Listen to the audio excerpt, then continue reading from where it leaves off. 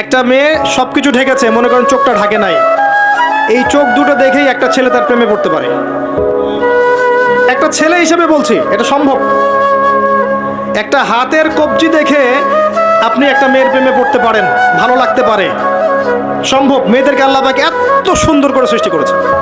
আল্লাহ পাকের সবচেয়ে শ্রেষ্ঠ সৃষ্টি হচ্ছে মেয়েরা। মানুষ তো অবশ্যই, তারপরে মেয়ে মানুষ। এই নারী আপনার হয় জান্নাতের মাধ্যম হবে, অথবা আপনার জীবনের সবচেয়ে বড় ফিতনা হবে। কারণ নবী সাল্লাল্লাহু আলাইহি ওয়াসাল্লাম বলেছেন, আমি পুরুষদের জন্য মহিলাদের চেয়ে বড় কোনো ফিতনা রেখে যাচ্ছি না।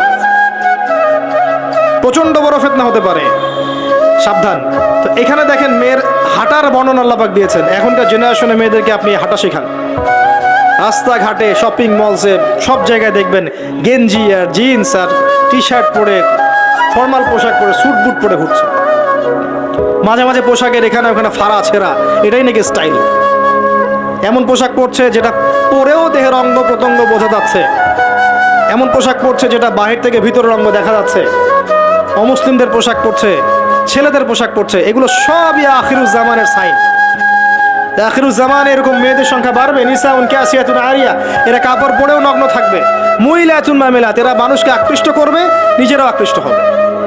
এরা জান্নাতের গন্ধ পাবে না, যদিও জান্নাতের গন্ধ যোজন যোজন দূর থেকে পাওয়া যায়। আখিরুজ্জামানের সাইন আপনি দেখবেন, মেয়েরা ছেলেদের পোশাক পরে ঘুরছে। এখন এই শুআইব আলাইহিস সালামের মেয়ের মতো এদেরকে কে লজ্জা শেখাবে? নাই লজ্জা শরমের বালাই। স্যার ক্লাস নিচ্ছে, সে গোল হয়ে বসে আছে, কোচিং করছে। টিচার গায়রে মাহরাম, সে ক্লাস নিচ্ছে, পড়াচ্ছে, গোল টেবিল করে বসে আছে মেয়েরা। দেখবেন কারো গায়ে হিজাব নাই, সালোয়ার কামিজ পরে ক্লাস করছে এবং দেহের অঙ্গ প্রত্যঙ্গ বোঝা যাচ্ছে। এবং কোনো কোনো সময় দেখবেন টিচারও সুযোগ নিচ্ছে, গায়ে হাত দিচ্ছে, বলছে ও তো আমার মেয়ের মতো। হ্যাঁ, আমরা তো ইউনিভার্সিটিতে পড়েছি। এরপরে খেয়াল করে দেখবেন টিচারের সাথে ছাত্রীর প্রেম হয়ে গেছে। কত মেয়ে যে রেপের শিকার হচ্ছে, মুখ ফুটে বলে না।